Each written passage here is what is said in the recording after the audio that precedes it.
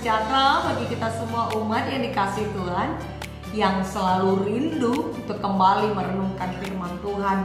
Kita berjumpa kembali di dalam renungan Minggu Pasion yang ke-6 di tanggal 26 Maret tahun 2023. Dan sebelum kita membaca sekaligus merenungkan firman Tuhan, mari kita satukan hati kita. Kita mohon penyertaan Tuhan untuk merenungkan firman-Nya. Kita berdoa. Ya Allah Bapa kami yang baik, Bapa yang bertata dalam kerajaan sorga, kami mengucap syukur ya Tuhan atas kesempatan baru ini yang masih Tuhan berikan bagi kami. Izinkan kami Bapa untuk merasakan kuasa Roh Kudus-Mu yang menyalakan mata iman kami, memahami dan mengerti arti dari firman-Mu yang sebentar lagi kami akan baca dan kami renungkan. Biarlah kami memperoleh hikmat yang baru dengan membaca dan merenungkan firman-Mu hari ini, sehingga kami semakin mampu melakukan kehendak Tuhan dan hidup sebagai anak-anak Tuhan. Ke dalam tangan-Mu kami berserah Bapa. Begitu juga kami serahkan dengan hamba Tuhan yang sekarang Tuhan pakai menjadi alat Tuhan menyampaikan firman-Mu. Biarlah Roh Kudus-Mu memenuhi hati dan pikiran. Di dalam nama Yesus kami berdoa. Amin. Saudara dikasih Tuhan, kita akan membaca firman Tuhan yang diambil dari kitab Markus. Kita baca Markus 14 ayat yang ketiga sampai ayat yang ke-9 yang menjadi landasan renungan kita hari ini. Markus 14 ayat 3 sampai 9 demikian isinya. Yesus diurapi. Ketika Yesus berada di Betania di rumah Simon si kusta dan sedang duduk makan, datanglah seorang perempuan membawa suatu buli-buli pualam berisi minyak narwastu murni yang mahal harganya. Setelah dipecahkannya leher buli-buli itu, dicurahkannya minyak itu ke atas kepala Yesus. Ada orang yang menjadi gusar dan berkata seorang kepada yang lain, "Untuk apa pemborosan minyak narwastu ini? Sebab minyak ini dapat dijual 300 dinar lebih dan uangnya dapat diberikan kepada orang-orang miskin." Lalu mereka memarahi perempuan itu. Tetapi Yesus berkata, "Biarkanlah dia. Mengapa kamu menyusahkan dia? Ia telah melakukan suatu perbuatan yang baik kepadaku. Karena orang-orang miskin selalu ada padamu dan kamu dapat menolong mereka bila mana kamu menghendakinya. Tetapi aku tidak akan selalu bersama-sama kamu. Ia telah melakukan apa yang dapat dilakukannya. Tubuhku telah diminyakinya sebagai persiapan untuk penguburanku. Aku berkata kepadamu, sesungguhnya di mana saja Injil diberitakan di seluruh dunia, apa yang dilakukannya ini akan disebut juga untuk mengingat dia." Sampai demikian firman Tuhan yang melandasi renungan kita hari ini dengan tema Yesus diurapi. Saudara yang dikasihi Tuhan, pernahkah saudara mengkritik orang lain? Adakah dari saudara yang pernah mengkritik orang lain? Atau sebaliknya, pernahkah saudara dikritik oleh orang lain? Saudara dikasih Tuhan, ketika kita menghadapi orang yang mudah sekali mengkritik orang lain, yang mudah sekali berpandangan negatif atas setiap sikap seseorang, kira-kira bagaimana sikap saudara? Bagaimanakah sikap saudara terhadap orang yang suka mengkritik? Ada seorang pengurus di gereja yang saya kenal. Dia sangat-sangat aktif di gereja. Bahkan dalam setiap bidang pelayanan gereja tidak pernah ketinggalan. Tidak pernah ketinggalan. Namun setiap kali ia hadir, semua jemaat langsung saling menatap. Langsung saling menatap. Apalagi ketika beliau ini mendapat kesempatan untuk menyatakan kesaksian, dalam istilah yang sehari-hari digunakan di gereja GBKP adalah nuriken penggejapen. Setiap kali diberi kesempatan memberikan kesaksian dari awal sampai akhir dari semua kalimat-kalimatnya, bukanlah kalimat refleksi untuk dirinya sendiri, melainkan kalimat-kalimat kritikan terhadap orang lain. Bisa jadi kritikan itu ditujukan kepada pengurus PJJ yang dirasa kurang tanggap, ya. Bisa jadi kritikan itu ditujukan kepada pengurus kategorial yang sudah absen 2 kali dalam PA. Dan kritikan-kritikan yang ditujukan kepada si A, si B, si C sampai Z, ya, sampai Z, tanpa bertanya apa masalah mereka dan menawarkan bantuan. Dia terus mengkritik. Padahal kenyataannya beliau ini juga sering sekali kedapatan mencuri di gereja. Contoh mencuri di gereja, ya membeli alat-alat kebersihan gereja, harganya di markup, ya. Harganya dilebih-lebihkan. Dan pernah juga ia membeli cat gereja lebih dari yang dibutuhkan, sehingga sisanya bisa dipakai untuk mengecat rumahnya. Belum lagi pernah juga beliau ini membeli paving block untuk gereja secara berlebih-lebihan, sehingga ada sisanya, lalu sisanya dia pakai di halaman rumahnya. Makanya tiba-tiba halaman rumahnya sudah dipasangi paving block. Dan masih banyak lagi tingkah-tingkahnya yang membuat semua orang geleng-geleng kepala setiap kali mendengar kalimat-kalimat kata-katanya. Saudara yang dikasihi Tuhan, dia bertindak seolah-olah dialah yang paling jujur, yang paling peduli kepada pelayanan di gereja. Padahal semua orang tahu ulah-ulah di balik kesaksiannya itu. Itulah yang disebut dengan berpura-pura. Mengapa ada orang yang berpura-pura? Tentu karena ingin dipandang lebih baik, ingin dihormati, sehingga pada umumnya setiap orang itu pasti menampilkan citra diri yang baik di depan semua orang. Pertanyaannya, apakah sikap yang demikian sesuai dengan kehendak Allah? Saudara dikasihi Tuhan, bagaimanakah sebenarnya sikap hidup yang dikehendaki oleh Allah? Saudara yang dikasihi Tuhan, mari kita belajar dari perempuan yang mengurapi Tuhan Yesus di dalam nats renungan kita ini. Kitab Markus pasal yang ke-14 ini merupakan rangkaian peristiwa menjelang penyaliban Yesus, di mana 2 hari sebelum perayaan Paskah, para imam dan ahli Taurat tengah bersekongkol mencari jalan untuk menangkap dan membunuh Yesus. Itu dituliskan di ayat yang pertama sampai ayat yang kedua.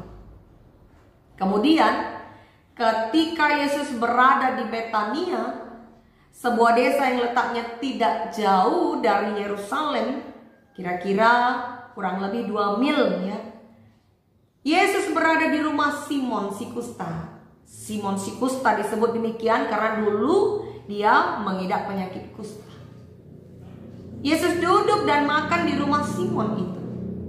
Lalu datanglah seorang perempuan membawa buli-buli berisi minyak narwastu murni yang harganya mahal.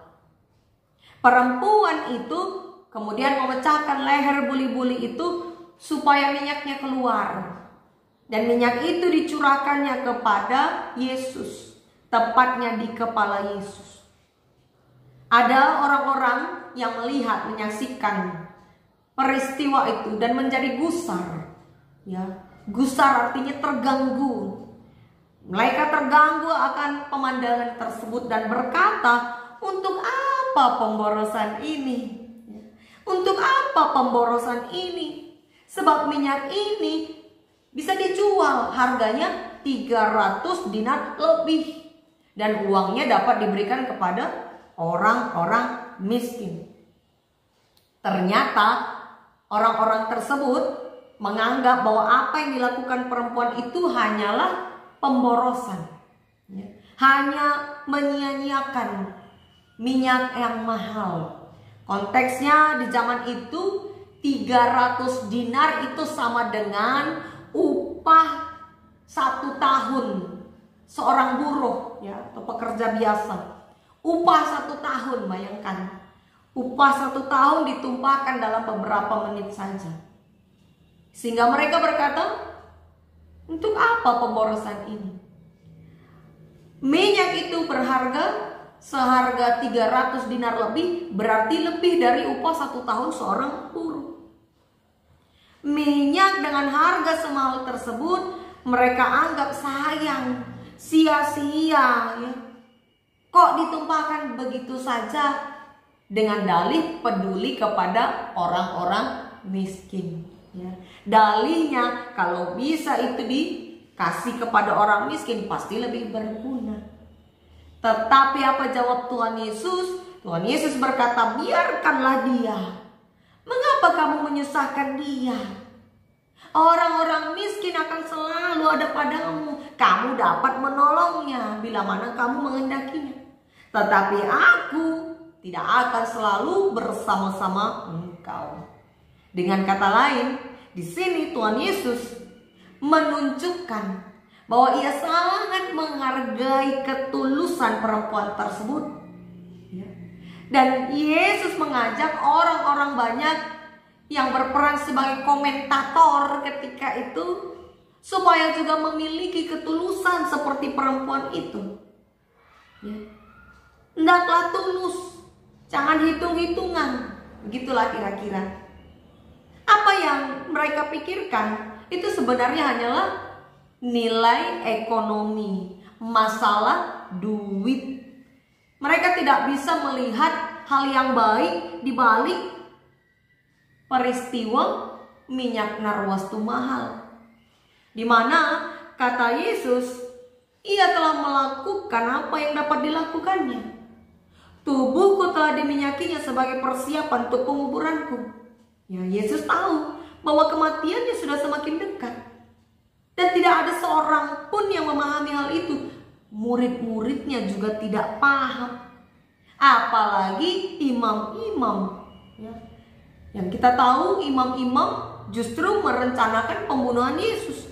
Padahal mengurapi dengan minyak itu adalah tugas para imam. Tetapi sayangnya tidak satu pun imam-imam tersebut yang mengurapi Yesus. Melainkan seorang perempuan biasa dipakai oleh Allah sebagai alat untuk mengurapi Yesus dengan minyak wangi sebelum hari kematiannya. Lalu apakah pesan yang bisa kita petik dari renungan kita ini? Saudara yang dikasihi Tuhan, hal yang pertama yang bisa kita petik dari nats renungan ini, orang yang benar-benar beriman, dia pasti menomorsatukan Tuhan. Orang yang benar-benar beriman tidak ada kata rugi atau hitung-hitungan kalau untuk urusan melayani Tuhan. Orang yang benar-benar beriman tidak akan pura-pura ya, pura-pura melayani, pura-pura menomorsatukan Tuhan, padahal di ujung-ujungnya hanyalah topeng. Inilah yang nampak dari sikap perempuan tadi, di mana dia menomorsatukan Tuhan tanpa hitung-hitungan. Dia mencurahkan minyak yang mahal karena imannya menggerakkan dia untuk memberi yang terbaik kepada Tuhan. Imannya membuat dia tidak hitung-hitungan berapa mahalnya pun harga minyak tersebut. Maka saudaraku, kalau ada orang yang hitung-hitungan dalam melayani Tuhan, takut rugi, takut capek, takut waktunya banyak terpakai dalam kegiatan gereja. Atau kalau ada orang yang banyak ngeluhnya apalagi berusaha cari untung pribadi di dalam kegiatan pelayanan di gereja, dari situ saudara sudah bisa lihat imannya. Ya. Orang yang benar-benar beriman pasti akan menomorsatukan Tuhan. Tidak ada kata rugi baginya untuk melayani Tuhan. Orang yang aktif dalam kegiatan pelayanan gereja, tapi karena ada maunya, ada udang di balik batu, ada maksud tersembunyi, misalnya supaya dapat proyek, ya, azas manfaat. Ketika pembangunan gereja, tahu-tahu rumahnya juga ikut dibangun dengan bahan-bahan yang serupa dengan yang di gereja, karena memang semuanya di markup. Banyak yang begitu. Supaya bisa aji mumpung, gereja direnovasi, rumah ikut direnovasi. Banyak orang yang mencari proyek di gereja, azas manfaat. Tapi orang yang benar-benar beriman, dia tidak akan begitu. Orang yang benar-benar beriman akan berkorban demi melayani Tuhan, bukan mencari untung. Yang kedua, apa yang dilakukan perempuan yang mengurapi Yesus ini menunjukkan cara pandangnya terhadap Yesus. Ya. Dimana konteksnya ketika itu yang diurapi adalah raja. Yang diurapi adalah raja. Tetapi perempuan tersebut mengurapi Yesus layaknya raja. Ini menunjukkan bahwa ia memandang Yesus adalah raja. Baginya Yesus adalah raja. Sehingga ia mengurapi minyak yang termahal. Ia memberi yang terbaik dari hati dan terbaik dari dirinya. Ingat bahwa memberi yang terbaik tidaklah selalu diukur dari harganya saja, melainkan dari ketulusan hati. Dan ini nampak dari bagaimana sikap perempuan tersebut. Dia mempersiapkan yang terbaik dan tanpa kata-kata dia mencurahkan minyak kepada Yesus. Meski banyak orang-orang yang berkomentar setelah ia mencurahkan minyak yang mahal tersebut. Dan ini dilakukannya pada waktu menjelang hari Paskah. Ya.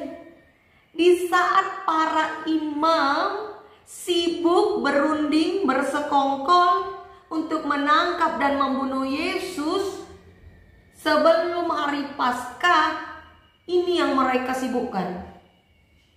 Mereka sibuk akan hal-hal duniawi. Tetapi perempuan itu justru mempersiapkan diri menjelang hari Paskah dengan meminyaki Yesus. Persiapannya untuk hari Paskah adalah meminyaki Yesus, memberi yang terbaik kepada Tuhan Yesus. Bagaimana dengan kita? Ya. Bagaimana dengan kita? Apakah persiapan kita menjelang hari Paskah? Apakah persiapan kita hanya terbatas pada hal-hal duniawi? Sibuk mengadakan sayembara, perlombaan. Sibuk mempersiapkan konsumsi, menunya apa, hadiah perlombaannya apa, MC-nya siapa, lagu vokal grupnya apa. Tapi lupa pada hal yang utama. Janganlah kiranya kita lupa pada yang terpenting dalam mempersiapkan diri memperingati hari Paskah, yaitu hati. Hati yang tulus mengikut Tuhan, memberi yang terbaik demi kemuliaan nama Tuhan. Bukan mencari pujian, bukan berlomba jadi juara, tetapi bagaimana kita bersama-sama saling memberi, beraksi, ya, dalam aksi kasih. Kita bisa menyampaikan kasih kepada sesama sesuai dengan firman Tuhan melalui berkat-berkat Tuhan yang ada pada kita. Dari situ nampaklah bagaimana cara pandang kita terhadap Tuhan. Yang ketiga, dari nats ini kita belajar bagaimana menghargai ketulusan orang lain. Jangan hanya mengkritik, apalagi mengkritik karena tidak mampu. Inilah yang dilakukan orang-orang yang gusar melihat Yesus diurapi. Mereka sendiri tidak mampu melakukan hal yang serupa, tetapi mereka mengkritik. Seolah-olah perbuatan si perempuan tersebut pemborosan, sia-sia, tidak berguna. Bayangkan kalau kita, saudara dan saya berada dalam posisi si perempuan tersebut, betapa sedihnya hati ini. Ketika kita melakukan yang terbaik, tetapi orang lain menganggap itu pemborosan, kesia-siaan, tanpa menilai ketulusan hati kita. Maka apa yang dilakukan perempuan tersebut sebenarnya hanyalah sebuah curahan hati, ekspresi hati yang tulus. Itulah sebabnya Yesus membelanya di depan orang-orang yang mengkritiknya. Yesus menghargai ekspresi kasih dari perempuan tersebut. Maka mari hendaknya kita pun demikian.